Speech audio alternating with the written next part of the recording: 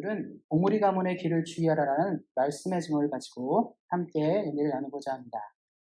1868년에 예루살렘에서 활동하던 독일 선교사 클라인이 요르단에서 한 비문을 발견했습니다.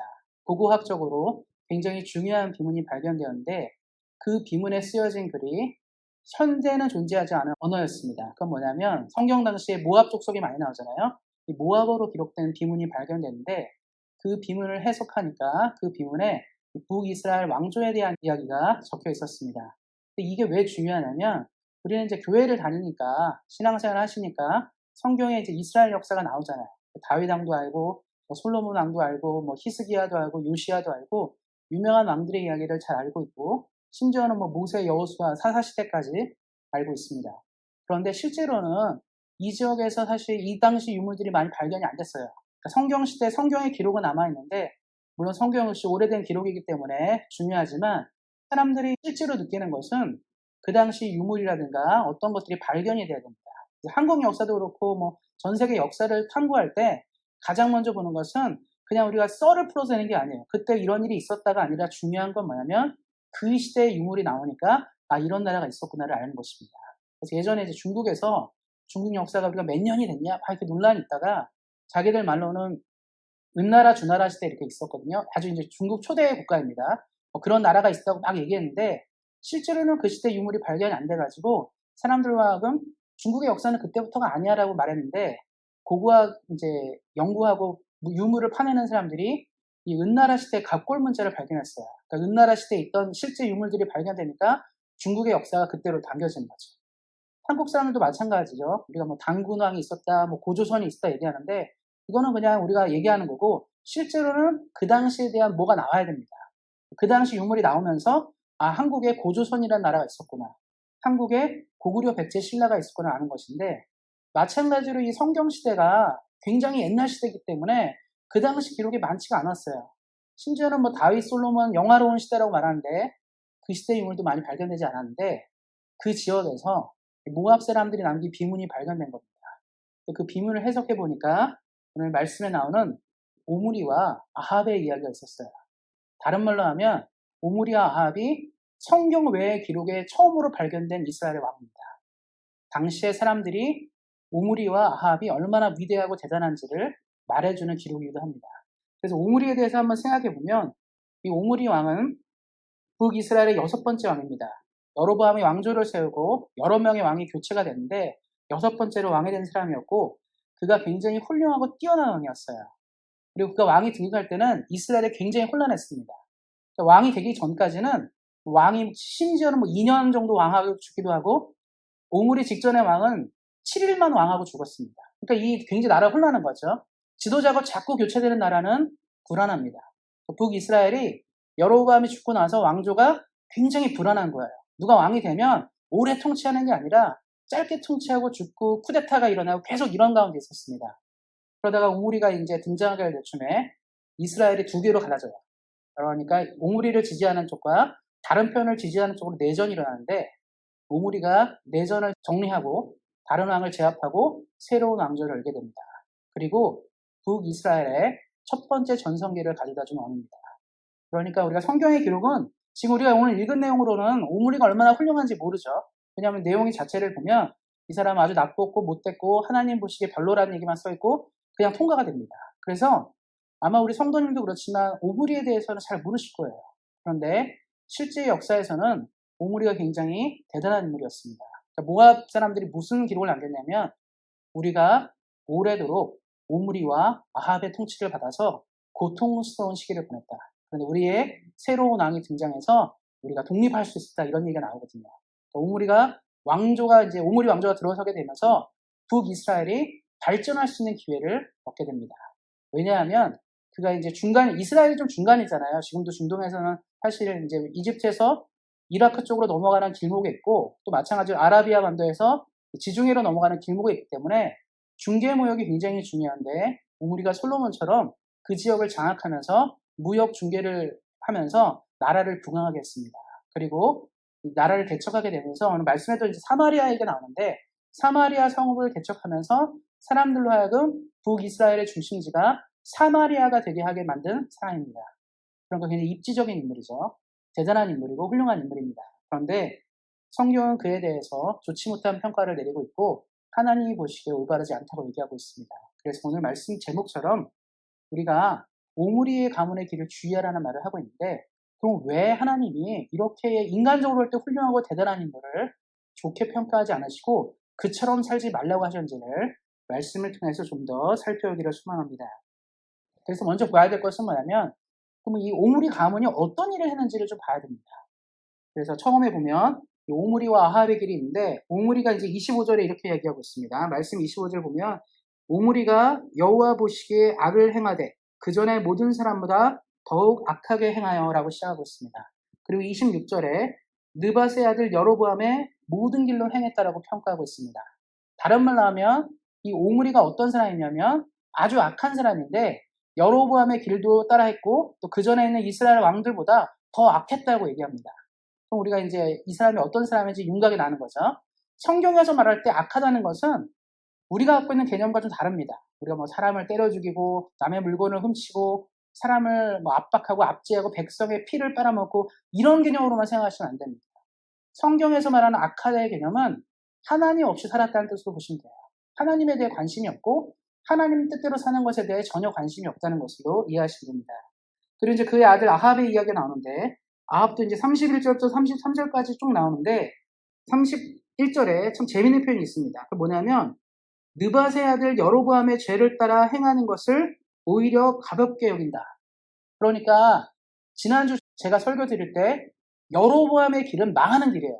그러니까 여로보암처럼 살면 무조건 망한다고 하나님 말씀하셨고 여로보암의 길을 주의하라고 계속 말씀하셨는데, 지금 아합에 대해서 뭐라고 말하냐면 여로보암의 죄를 오히려 가볍게 여겼다. 그러니까 요즘 시대로 보면 우리가 나쁜 사람들 있잖아요. 살인범이 나는데 1명, 2명 죽인 이런 연쇄살인범 나오잖아요. 이런 사람들이 있을 때 이보다 더 흉악한 범죄자다, 세상에서 가장 악한 자다, 이럴 때 이런 죄보다 더 큰 죄를 졌다 이렇게 표현하잖아요. 근데 이제 이 아합이 그렇다는 거예요. 여로보암이 우상을 섬겼는데 그래도 여로보암은 이방 민족의 신은 섬기는 거 아니고 자기가 금송아지를 놓고 우상을 이렇게 섬겼는데, 아합은 뭐냐면 다른 민족의 우상을 아예 도입을 한 사람이에요. 당시 이제 페니키아 사람들이 바알을 섬겼는데 바알 신앙을 이스라엘에 도입한 사람입니다. 이게 왜 문제가 되냐면 아합이 결혼을 하거든요. 페니키아 왕의 딸이랑 결혼하게 되는데 31절 말씀을 보면 엣바알의 딸 이세벨이라고 나오는데, 다시 말해서 바알 신앙을 철저히 섬기던 이방 왕의 딸과 결혼하면서 이스라엘 사람들이 바알 신앙에 발을 들여놓게 되는데, 나중에 남유다의 왕 여호사밧이 이 아합이랑 혼인관계를 맺으면서 남유다에도 바알 신앙이 도입이 돼요. 그러니까 전 이스라엘에 바알 신앙을 도입하게 된 이 문을 연 사람입니다. 성경이 그래서 뭐라고 평가하고 있냐면 여로보암의 죄를 가볍게 여긴 아주 악한 왕이라고 평가하는 것이죠. 우리가 신앙생활하고 또 이 땅을 살아가고 여러 일들을 하지만 좋은 지도자를 만나는 게 굉장히 중요하거든요. 좋은 지도자를 만나냐에 따라서 나라의 운명이 갈리기도 합니다. 예전에 이제 우리나라는 6.25 전쟁 이후에 나라가 완전히 갈라졌죠. 그래서 이제 서로 완전 다른 길을 가게 되는데 1960년도에 이제 경제 지표가 나옵니다. 북한의 GNP, 그러니까 1인당 국민소득이죠. 북한의 GNP가 1인당 137불이었어요. 그때 대한민국이죠. 대한민국은 94불이었습니다. 그러니까 북한의 경제가 1.5배나 남한보다 괜찮았다는 얘기예요. 그러니까 출발 자체가 북한이 좀 더 나았습니다. 그 왜 그러냐면 처음부터 북한이 좀 지하자원도 많은 동네고 여러 가지 면에서 도움을 많이 얻었어요. 중국이나 소련으로부터. 그래서 북한이 발전할 가능성이 좀 더 많았고 여러 부분에서 기반이 좋았습니다. 그리고 예전에 일본 사람들이 이제 한국을 통치할 때 일제시대 때 주로 북한 쪽에 공장을 많이 세웠습니다. 왜냐하면 그쪽에 물자가 많이 나오니까 뭐 철이라든가 뭐 석탄이라든가 이런 물자가 많이 나니까 거기에 공장을 많이 세웠기 때문에 그런 기반 시설을 이용할 수 있었습니다. 출발이 훨씬 좋았다는 얘기예요. 그런데 북한의 지도자가 당시 누구였죠? 김일성 아닙니까? 김일성이 공산주의 노선을 선택했는데 그 공산주의 노선을 선택하면서 나라 경제, 나라에 대한 이런 것들을 발전을 시키지를 못했어요. 그러니까 유능한 지도자라면 인재를 잘 사용하고 국가 경제라든가 여러 부분에 대한 시야가 있었는데 김일성의 시야가 좋지 못했다는 거예요. 좁았던 사람인 거죠. 그러니까 북한을 발전시키지 못했다는 겁니다. 그러니까 당시의 출발은 북한이 좀 더 앞설지 모르겠지만 시간이 지나면서 대한민국과 북한의 격차가 많이 벌어지게 된 거죠. 이 지도자의 차이가 매우 큽니다. 백성을 생각하고 어떻게 나라를 운영할까는 매우 중요한 문제가 된 것이죠. 결국 지도자를 잘못 선택한 북한은 지금까지 고생하지 않습니까? 김씨 정권이라고 얘기하잖아요. 김씨 왕조 3대에 걸쳐서 지금 있는데 어떻습니까? 나라가 망할 대로 망한 거죠. 다른 이유가 아닌 것 같아요. 왜냐하면 뭐 중국을 보시면 알지만 중국도 공산주의 국가인데 그 중국은 1970년대 이 덩샤오핑이죠. 등소평이 등장하면서 시장 경제를 좀 받아들이려 했어요. 미국이랑 국교를 수립하고 여러 가지 계획을 하면서 중국은 사실 정치 체계는 굉장히 형편없습니다. 공산 체제죠. 아주 문제가 많지만 경제적인 부분은 시장 경제를 도입해서 중국의 경제는 그때부터 발전합니다. 어쨌든 간에 나라를 보는 시각이 중요하다는 거예요. 근데 중국은 발전했는데 북한은 발전하지 못했죠. 지도자의 문제입니다. 그러니까 성경도 그렇고 우리가 이 땅을 사는 모든 게 지도자는 시야가 넓어야 되고 사람들을 볼 수 있어야 되는 것이죠. 그런데 안타까운 건 뭐냐면 좋은 지도자를 만나지 못한 나라들은 고통하게 되고 고생하게 됩니다. 실제로 뭐 남미의 많은 국가들이라든가 아프리카, 아시아의 많은 국가들이 식민 통치 이후에 그러니까 유럽 국가들이 식민지를 삼고 그 이후에 자기의 나라를 돌려받았고 자기들의 땅을 돌려받았는데 운영하지 못함으로 여전히 가난합니다. 아프리카의 많은 나라들 아직도 가난하고요. 남미들도 그렇죠. 다 이유가 뭡니까? 그 땅에 자유를 허락했지만 결국 사람들이 지도자를 잘못 만났다는 거죠. 그러니까 지도자를 잘 만나는 것은 큰 축복입니다. 그래서 우리 사랑하는 성도님들이 이 땅을 사실 때 항상 좋은 지도자를 만나셨으면 좋겠습니다. 삶이 안정을 누리고 평안을 누리기 위해서 가장 필요한 것은 좋은 지도자를 만나는 것이기 때문입니다. 근데 이제 인간적인 기준으로는 나라를 발전시키고 국가를 강하게 하고 강성하게 하는 것이 좋은 지도자인데 사실 오므리는 나라를 강성하게 하는 사람이에요. 북이스라엘을 먹고 살기 좋게 하고 행복하게 만들었는데 하나님은 다른 얘기를 하고 계십니다. 그러니까 우리 성도님들이 신앙생활 하시잖아요. 믿음생활 하시기 때문에 세상과 다른 기준을 갖고 계셔야 됩니다. 하나님을 믿는 사람들에 대해서 하나님이 갖고 있는 기준이 있어요. 그러니까 이스라엘 민족을 향해서 하나님이 갖고 있는 기준은 나라를 얼마나 잘 다스리고 이끌 것인가 여기 문제보다는 하나님이 주신 권한과 권위와 능력을 얼만큼 하나님이 원하는 대로 쓸 것인가에 대한 문제가 있습니다. 그러니까 오므리는 나라는 잘 다스렸지만 무엇을 못했냐면 하나님이 주신 지위를 가지고 신앙으로 백성을 이끌 책임을 완수하지 못했다는 겁니다.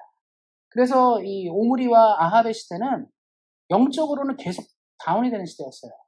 뭔가 육적으로는 뭔가 불어나고 괜찮은 시대였는데 영적으로 계속 다운이 되게 됩니다. 그러면 이게 왜 중요하냐면 이스라엘은 신정국가예요. 백성들이 어떤 권리를 가지고 뭐 투표하고 결정해서 나라를 운영하는 시스템이 아니고 왕이 마음대로 결정해서 어떤 거를 움직이는 시스템이 아닙니다. 이스라엘의 시스템은 하나님께 물어봐야 되는 시스템이에요. 지금 세대는 신정국가가 없죠. 요즘 시대에 신정국가 없습니다. 국민들이 투표해서 결정하고 또 대통령이 결정하고 왕이 결정하고 총리가 결정 이런 시스템이죠. 인간의 국가들은. 그런데 이 당시 이스라엘은 주변 국가와 달리 한 가지 특별한 시스템을 갖고 있는데 최종 결정이 하나님께 있었어요.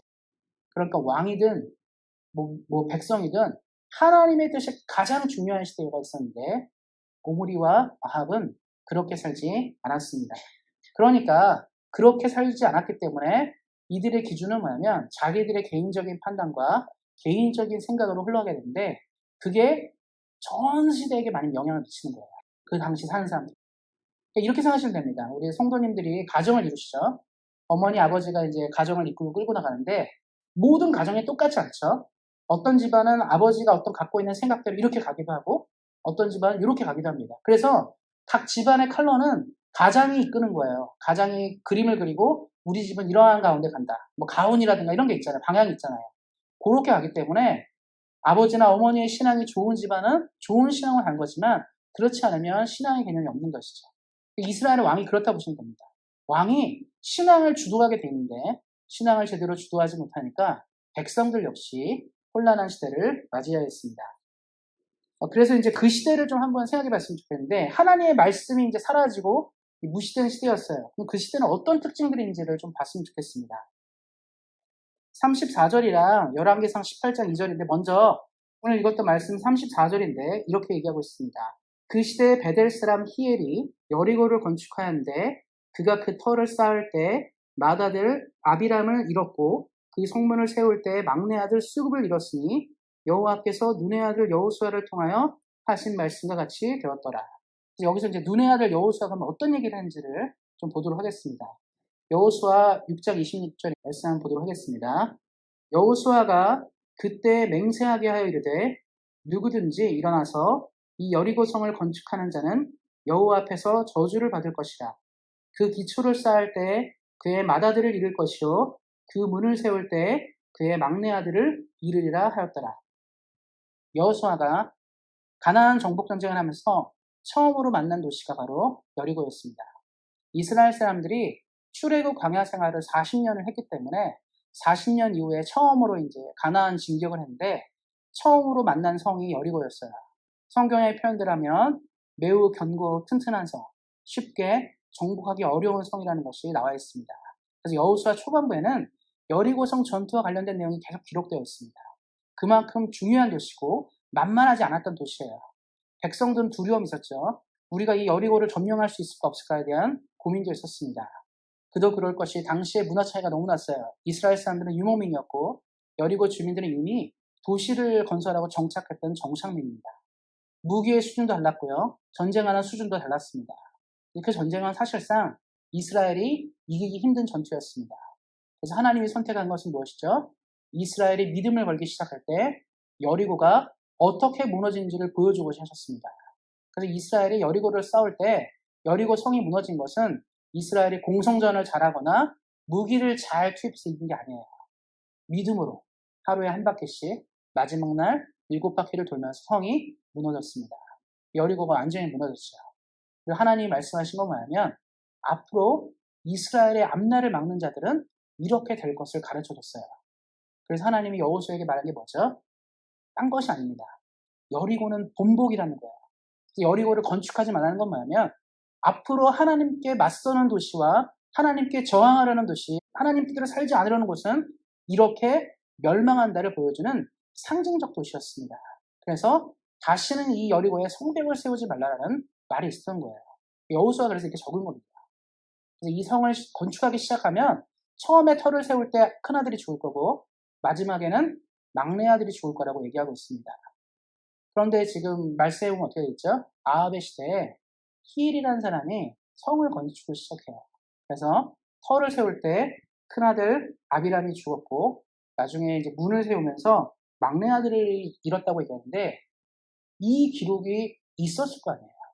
여호수아가 말했던 것들을 사람들이 알았을 텐데 지금 이 시대가 워낙 하나님을 왕부터 무시하는 시대니까 말씀을 우습게 여긴 거예요. 그런 사람 있죠. 하나님 말씀이 이렇게 말하고 있어요. 하나님을 잘 섬겨야 되고 하나님대로 살아야 된다 말하는데 그 말을 무시하면서 사는 사람들이 있습니다. 인생을 내 멋대로 내 뜻대로 사는 사람들이 있다는 거죠. 성경에서 얘기했어요. 이거 건물을 짓기 시작하면 아들이 죽을 거라고 얘기했거든요. 그러면 한번 생각해 보세요. 터를 이제 닦아서 터를 딱 올렸을 때 큰아들이 죽었습니다. 그럼 말씀에 나와 있잖아요. 터를 세우기 시작할 때 큰아들이 죽을 거다 얘기했는데 정말 죽었어요. 그러면 그 다음까지 가지 말아야죠. 아들 둘을 잃으면 안 되지 않겠습니까? 그런데 이 사람이 영적으로 무지한 시대를 살고 하나님 말씀을 무시하고 사니까 아들이 죽었는데 큰아들이 죽었음에도 불구하고 건축을 계속하는 거예요. 설마 하나님의 뜻보단 자기 뜻이 중요한 거 설마 그런 일이 있겠어? 마지막에 이제 문 세우면서 아들이 죽었다 얘기하면서 지금 열왕기 저자가 뭐라고 하죠? 하나님의 말씀을 무시하는 시대에 형벌을 얘기해 주는 것이죠. 지금도 그렇습니다. 어떤 중요한 사건이나 사고가 났을 때 그것들을 기념하는 경우들을 많이 세우죠. 예전에 이제 뉴욕에 한번 간 적이 있었는데 뉴욕에 보면 이제 월드 트레이드 센터 있잖아요. 거기가 9.11 테러로 완전히 무너지게 되면서 지금 거기를 가면 그라운드 제로에서 뮤지엄이 있습니다. 박물관이 있습니다. 지금 이러한 테러가 미국에서 일어났기 때문에 우리는 절대 이것을 잊어서는 안 된다. 미국 본토에 비행기 테러가 일어난 것들을 잊지 말라는 것이죠. 그런데 얘기 들어보니까 그 자리가 굉장히 비싼 땅이래요. 그렇게 그런 뮤지엄 짓기가 좀 아까운 땅이라고 하더라고요. 그럼에도 불구하고 미국인들의 생각에는 뭐냐면 기념해야 된다. 기억해야 된다. 다시는 이런 일이 없도록 해야 한다는 거죠. 여리고가 그런 거랑 똑같습니다. 하나님 앞에서는 이것을 볼 때마다 여리고가 무너진 걸 볼 때마다 뭘 생각하라? 하나님이 지금 이 지역에 대해서 하나님이 우리에게 대해서 말하는 것. 하나님을 저항하고 하나님에게 도전하고 하나님의 뜻을 거스르는 자들마다 이렇게 된다는 것을 가르쳐주려 하신 거예요. 그럼 그 말을 들어야지. 그 말을 따라야 되는데 그렇지 않았다는 겁니다. 이것은 우리에게 무엇을 말해주냐면 하나님의 뜻을 무시하는 게 과거만 있는 게 아니에요. 지금도 그렇습니다. 우리 그러지 않습니까? 주의 말씀 따라 정직하게 살고 하나님 뜻대로 서로 사랑하고 이웃을 배려하고 주님이 원하시는 게 무엇인지를 늘 고민하고 생각하라고 지금도 동일한 메시지가 전해지지만 어떤 사람들은 듣지 않습니다. 에이 설마 내가 더 훨씬 잘나고 훌륭한데 하나님의 뜻이 뭐가 중요해라고 말하는 사람들 있죠. 최근에 일어나는 많은 일들이 그래요. 사실은 뭐 서양 국가들 같은 경우들은 원래 기독교 국가들이죠. 그리고 하나님의 말씀이 먼저 들어갔고 하나님의 은혜가 들어갔습니다. 그런데 스페인 사람들을 한번 얘기 들어보면 스페인 사람들이 카톨릭을 받아들였죠. 그 당시에는 뭐 카톨릭도 기독교였으니까요. 기독교 신앙은 뭐니까 이해하고 사랑하고 베푸는 것인데 이 사람들이 남미를 쳐들어가서 원주민들을 다 죽이고 물건 다 뺏고 노예 삼고 막 그랬어요. 성경적이지 않잖아요. 하나님이 원하는 게 아닌데 그렇게 살았습니다. 그러다 보니까 어떤 일이 생겼습니까? 결국 스페인도 지금 망하고 남미도 지금 어렵잖아요. 그런데 이제 똑같은 경우로 볼 때 미국도 역시 마찬가지로 처음에는 흑인 노예들이 무지 많았습니다. 어려움이 있었죠. 미국도 기독교 국가라 말하지만 흑인을 사람으로 취급하지 않고 노예로 삼고 이런 전통들이 있었습니다. 그런데 이제 미국의 16대 대통령 링컨이 당선이 됐죠. 근데 링컨이 생각해 볼 때 자기가 아무리 성경을 읽어봐도 이거 너무 다른 거예요. 그렇지 않습니까? 하나님의 뜻은 모든 사람이 똑같다 말하는데 지금 미국에서 일어나는 일들이 문제가 많은 거예요. 흑인을 사람으로 인정하지 않고 개, 돼지 취급하는 그런 사회를 보면서 링컨이 결심한 건 뭐냐면 흑인 노예를 해방해야 한다는 걸 확신한 거죠. 그때 미국 남부주들이 반발이 너무 심했습니다. 농사를 지으려면 사람이 필요한데 누가 그 일을 하냐는 거예요. 노예들이 없으면 남부의 농장들이 운영이 안 되는데 지금 대통령이 헛소리를 하는 거죠. 자기가 농사 지어줄 것도 아니면서 이 사람들을 다 풀어주자고 말하면 그만한 것들 어떻게 감당합니까? 그래서 남부가 그래서 화가 난 거예요. 그럼에도 불구하고 링컨은 신앙의 소신이 있었어요. 성경 어디에도 흑인이나 이런 사람들이 주 안에서 다르고 노예로 살아야 말이 없기 때문에 그걸 밀어붙였습니다. 미국이 사실 전쟁이 거의 안 했는데 내전이 처음이자 마지막이었죠. 남북전쟁이 크게 일어났는데 어땠습니까? 소신 있는 믿음으로 나라를 이끌어가요. 하나님의 말씀대로 살고자 했던 그의 열정이 미국을 살려낸 거예요, 사실. 미국이 그때 갈라지고 문제 있었으면 지금 이렇게 세계 강국이 됐겠습니까? 그가 선택한 거지. 근데 그가 이제 하나님의 뜻을 알고 어떻게 사는지를 알았기 때문에 그런 일이 가능한 겁니다. 그런데 제가 말했지만 이런 시대 보세요. 영적으로 무지하면요. 그런 일을 할 수가 없어요, 사람이. 그렇게 살지도 못합니다. 하나님의 뜻을 알고 하나님 뜻을 살아가는 거 너무 중요한데 그렇지 못한다는 거죠. 제가 말씀드렸죠. 기독교 신앙이 뭐냐? 아까도 말한 것처럼 하나님이 원하는 대로 살아가야 되는 거예요. 하나님이 뜻한 대로 살아가야 되는데 서양의 많은 사람들이 그렇게 살지 않았습니다. 기독교가 그랬죠. 지금 한국도 그렇고 전 세계적으로 기독교의 교세에 비해서 지탄을 받는 이유는 뭐냐면 기독교가 가진 원래의 정신들이 그대로 나타나지 않는 거예요. 이웃을 배려하고 사람을 생각하고 뭔가 하나님이 원하는 것을 꿈꾸고 생각 이런 것들이 계속 나와야 되는데 그렇지 않게 됐다는 것이죠. 여기 사랑하는 성도님들을 기억하셨으면 좋겠습니다.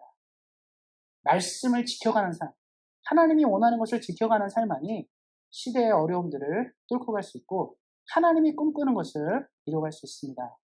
사랑하는 성도님들이 그러한 것들을 이루어가시기를 예수님의 이름으로 축원드립니다. 그리고 또 한 가지는 이제 영적 기근이 있는데요. 열왕기상 18장 2절 말씀 제가 한번 읽겠습니다. 엘리야가 아합에게 보이려고 가니 그때 사마리아의 기근이 심하였더라. 사실 이제 오므리와 아합 시대가 괜찮은 시대였는데 하나님이 아합의 시대에 3년 반 동안 비를 멈추게 합니다. 이스라엘은 아무래도 건기 우기가 나눠져 있기 때문에 비가 만약에 우기 때 안 내리면 먹고 살 게 없는 나라가 돼요. 싹 말라버립니다. 그런데 그것이 1년이 지나고 2년이 지나고 3년이 지났다는 것은 뭐냐면 이스라엘에 먹을 것이 없을 정도로 고통한다는 것이죠. 하나님이 그 시대에 기근을 내리신 겁니다. 그럼 이게 왜 그러냐면 하나님이 아합 왕에게 뭔가 말해주고 싶었어요. 너네가 지금 이렇게 살면 하나님 뜻대로 살지 않는 것, 하나님의 말씀대로 살지 않는 것은 영적 기근인데 영적 기근이 얼마나 무서운지를 뭘로 보여주냐면 육적인 기근으로 보여주는 겁니다. 저는 뭐 사실 전후 세대에 자랐고 한국이 잘 성장할 때 좀 자랐기 때문에 뭐 밥을 굶는다, 음식을 못 먹는다 이런 개념이 사실 없습니다. 없어요. 왜냐하면 모자라지 않았고 오히려 남은 거 버리는 시대였기 때문에. 그런데 우리 성도님들이 어린 시절 기억하시죠? 보릿고개. 보리가 나와야 되는데 이걸 나와야 먹어야 되는데 이거 없을 때까지 너무 고통스럽잖아요. 그래서 다른 거라도 뭔가 먹으려고 한국 사람들은 뭐 들이나 산이나 다 캐면서 먹을 거 다 캐고 살았잖아요. 근데도 먹을 것이 없었어요. 그렇게. 그런데 그나마 그거라도 구해서 먹어야 하는데 날씨가 너무 안 좋아가지고 그런 것도 안 자라는 상황에 생각해 보세요. 가뭄이 들어가지고 아예 식물 자체를 전년도에도 아무것도 못 걷어들였다. 다음에도 기약이 없다. 이러면 다 굶어 죽는 거거든요. 그래서 뭐라고 얘기하냐면 우리가 실제로 이제 조선시대 얘기 막 기록들을 보면 뭐가 나오냐면 임진왜란 때 많이 죽었잖아요. 임진왜란 때 그렇게 많이 죽고 전쟁하면서 많이 죽었는데 그거보다 이 조선에 있었던 한번 비근의 시대 뭐 이런 데가 있었는데 그때 굶어 죽은 사람이 더 많았다고 얘기해요. 먹을 게 없는 게 더 무서운 거예요. 전쟁보다 더 무섭습니다. 가뭄이 된다는 것은 이거는요. 전부 다 굶어 죽는 거기 때문에 이거는 부자나 가난한 사람이 할 것이 먹을 게 없어지는 거거든요. 근데 하나님이 가르쳐줬어요. 영적 기근이 뭐냐? 죽는 거라고 말씀해 줍니다. 이렇게 하나님의 말씀을 안 듣고 살면 죽는다고 말했는데 아합은 그것도 듣지 않게 됩니다. 그러니까 참 안타까운 게 뭐냐면 하나님이 뭔가를 보여줬잖아요. 이렇다라고 말하면 내가 지금 깨닫고 돌아와야 되는데 아합은 그 시대를 그렇게 보냈어요. 그러니까 그 시대가 영적 기근, 육적 기근이 동시에 시달리는 어려운 시기를 보냈다는 거죠. 하나님이 우리 인생 가운데 어떤 기근을 보내준다. 뭔 일이 생겼다 말할 때는 그것이 지금 우리가 말해주는 거예요. 이것을 영적으로 바꿔서 생각해봐라. 얼마나 힘들겠냐. 우리 사랑하는 성도님들이 힘들 때 생각해보세요. 이랬잖아요. 육적으로 힘들 때 있죠. 돈 때문에 힘들거나 인간관계 때문에 힘들거나 여러 모양으로 힘들 때가 있잖아요. 그거를 바꿔서 한번 생각해보세요. 이 육적인 일이 영적인 일이다. 하나님이랑 우리 관계가 이렇게 힘들고 하나님이랑 내가 이렇게 힘들다 하면 그건 더 힘든 거거든요. 그래서 하나님이 보여준 거거든요. 육적인 기회를 통해서 아합에게 말씀했습니다. 그럼에도 불구하고 그 사람들이 하나님을 잘 섬기지 않기 때문에 무지하고 또 영적 기근에 이렇게 시달렸음에도 불구하고 그들이 그것을 헤쳐가지 못했습니다. 그래서 우리는 이제 이들의 이야기를 통해서 뭔가를 배워야 됩니다. 그냥 이게 나쁜 놈들이 있었구나, 이런 나쁜 왕이 있었구나, 여기서 끝내면 안 되고, 그러면 우리는 이런 것들을 어떻게 살아야 될까? 우리 삶에 이런 것들이 나타나기 시작할 때, 이런 일들이 드러나기 시작할 때 어떻게 해야 할지를 한 번 더 생각해 봐야 됩니다. 그래서 그들과 같지 않기 위해서 먼저 생각할 건 뭐냐면 제일 먼저 성공의 때에 겸손하셔야 돼요. 오므리의 시대, 부강하고 능력 있고 명성이 뛰어나고 사람들이 알아주기 시작할 때 이게 내 힘과 능력으로 되지 않았음을 늘 기억하셔야 합니다. 지난번 기억하시죠? 솔로몬이 추락한 이유는 내 힘과 능력으로 했다고 생각했기 때문에 그래요. 하나님이 그래서 항상 인간에게 말씀하신 건 뭐냐면 제발 겸손해라. 교만하지 말고 겸손해라. 이 모든 것이 내 힘과 능력으로 되지 않았음을 기억하라는 거예요. 사도 바울이 유명한 고백하죠. 나의 나된 것은 오로지 주의 은혜라. 나의 공로로 되어진 것이 전혀 없도다. 믿음을 가진 사람이 가장 가져야 될 건 뭐냐면 내가 이렇게 풍족하게 살아가는 것, 내가 먹고 살 수 있는 것, 내가 누군가를 돕고 살 수 있는 것, 내가 이런 지위에 있는 것, 내가 성공할 수 있고 이 모든 것들이 내가 잘나서가 아니라 주의 은혜와 주의 공로로 되어진 것이라고 받아들이라는 거, 믿으라는 거예요. 그것이 있을 때 우리 넘어지지 않습니다. 우리 역사를 보면 훌륭한 왕들 있잖아요. 끝까지 훌륭한 왕들 있습니다. 우리 뭐 세종대왕도 그렇고 수많은 왕들 있죠. 역사를 보면 끝까지 훌륭한 왕들인데 그 사람들의 공통점이 뭐냐면 내가 훌륭하다 말하지 않아요. 좋은 백성을 만났다. 내가 이 좋은 사람들과 함께 했다라고 말할 때 그 나라가 부강한 거거든요. 내가 좋은 신앙과 함께 나라를 운영했다. 내가 좋은 백성들을 만났다. 내가 태평의 시대 하늘이 나를 도와 이런 얘기를 하거든요. 믿음이 없는 사람들도. 그럼 우리 믿음 있는 사람들은 뭘 생각하셨냐면 이것이 내 힘으로 오지 않았다는 걸 기억하셔야 돼요. 내 힘과 능력으로 오지 않았음을 기억할 때 사람은 넘어지지 않습니다. 성경에서 계속 얘기하는 거예요. 잘났다고 생각할 때, 뭔가 이뤘다고 생각할 때 뭐 하라고요? 겸손하라. 한국 사람들 좋아하는 속담 있죠? 저는 익을수록 고개를 숙인다. 훌륭한 사람, 대단한 사람, 성공한 사람은 뭔가가 됐을수록 점점 어떡하죠? 고개를 숙인다. 겸손하면 안다는 것이에요. 그래서 우리 사랑하는 성도님들이 뭔가 성공할 때 더 겸손하시기를 예수님의 이름으로 축원드립니다. 그리고 두 번째로 봐야 될 건 뭐냐면 민감하라요. 영적으로 민감하라. 다른 말로 하면 징조를 읽을 수 있어야 돼요. 물론 우리가 살다가 교만해지거나 문제 일으킬 수 있습니다. 그럴 때 어떤 징조도 일어나거든요. 그래서 아합의 때는 이 기근을 통해 징조를 보여줬어요. 아합이 그걸 깨닫고 회개하면 되는데 민감하지 못하면 그러려니 하고 넘어가는 것이죠. 우리 예전에 한국에 이제 큰 대형 참사들 있잖아요. 삼풍백화점, 뭐 성수대교 뭐 이런 큰 참사들이 있었는데 그 참사들을 잘 보면 타임이 있었어요. 이거를 건져낼 수 있는. 아무도 피해 입지 않고 할 수 있는 징조들이 있었습니다. 며칠 전부터 건물에 금이 간다든가 뭐 싱크홀이 발견된다든가 뭔가 계속 흔들린다든가 이런 징조가 있었는데 그거 징조를 딱 보고 처리하면 돼요. 장사를 멈추고 오늘 세일즈 하지 말고 건물을 다시 점검하고 이러면 그렇게 안 죽잖아요. 징조가 나타나거든요. 한 번에 붕괴가 되지 않는다고 하더라고요. 그래서 그 뭐 외국말로는 이제 하임리히 법칙이라고 말하는데 큰 사건 한 개는 먼저 뭐 29개의 조그만 징조가 나타나고 그 다음에 300개의 뭔가 드러나는 뭐가 생긴대요. 그리고 나서야 한 개의 대형 사고가 터진다고 하더라고요. 뭐 근데 우리가 어떻습니까? 우리도 그렇잖아요. 하나님이 우리에게 어떤 일을 보여줄 때도 마찬가지고 살면서도 마찬가지지만 이런 일이 나타나는 거예요. 징조들이 드러나는 겁니다. 그 징조를 캐치하셔야 돼요. 이 민감한 거죠. 아, 지금 내가 위험하구나, 죽게 되었구나, 어려움을 당하게 되었구나를 캐치할 수 있어야 됩니다. 그러려면 어떻게 해야 되냐면 육적인 일들은 눈으로 보면 돼요. 건물이 무너질 것 같으면 보고 점검하고 이러면 되지만 영적인 일은 어떻게 볼 거냐. 그래서 기도하셔야 됩니다. 기도하지 않으면 민감할 수가 없어요. 하나님과의 계속 소통을 하신 분들은 지금 뭐가 문제인지를 계속 알게 되는데 우리가 그렇지 않게 되면 감각에 죽어서 알 수가 없어요. 예수님 당시에 바리새인과 예수님의 갈등이 뭐냐면 예수님이 그렇게 말해도 못 알아듣는 거예요. 자기들의 이 신앙 안에 하나님이 원하는 신앙생활, 주님께 간절하게 기도하고 영적으로 기도한 게 아니라 그냥 형식적인 기도만 하고 형식적인 신앙생활 하니까 전혀 이해를 못한 겁니다. 예수님이 오시기 전에도 징조가 굉장히 많았거든요. 근데 예수님이 오셨을 때 예수님 만난 사람들도 바리새인 이런 사람들이 아닌 거예요. 그래서 우리 사랑하는 성도님이 기억하셨으면 좋겠습니다. 영적으로 민감하셔야지 이런 위기를 돌파할 수 있어요. 우리가 혹 넘어진다 하더라도 읽을 수 있는 것이죠. 그래서 이 땅을 살 때 우리 사랑하는 성도님들이 하나님 앞에 기도하심으로 늘 열심히 간절히 기도하심으로 영적으로 민감한 사람이 되어서 시대의 징조를 읽고 우리 삶의 징조를 읽어서 늘 승리하고 넘어지지 않은 믿음으로 나가시기를 예수님의 이름으로 축원드립니다. 말씀을 마무리하고자 합니다. 신앙생활은 다른 게 아니에요. 기본에 철저히 하셔야 합니다. 하나님을 바라보는 기본, 겸손하시고 또 하나님 앞에 무릎 꿇고 기도하는 그러한 믿음이 있다면 이 시대에 어떤 문제가 오든지 우리 교회도 마찬가지고요. 사랑하는 성도님들의 삶도 넘어지지 않고 승리하게 될 것입니다. 그것들을 기억하시고 늘 믿음으로 우뚝 서시는 우리 온세한교회 성도님들 되시기를 예수님의 이름으로 축원드립니다. 기도하겠습니다. 하나님 감사합니다. 우리에게 말씀하시고 은혜를 부으신 하나님, 매일매일의 삶 가운데 하나님의 뜻을 이루어가기에 부족함이 없게 하시고 이 땅의 성공과 이 땅의 자랑뿐만 아니라 하나님께서 주시는 영적인 은혜를 추구하며 살아가도록 함께 하시기를 기도합니다. 늘 겸손하게 하시고 늘 민감하게 하셔서 하나님의 뜻을 이루기에 부족함이 없게 하시고 우리를 부르시고 또 우리에게 은혜를 주신 하나님의 뜻을 따라 온전히 이 땅을 살아가는 우리 사랑하는 성도님들 되도록 함께 하시기를 기도합니다.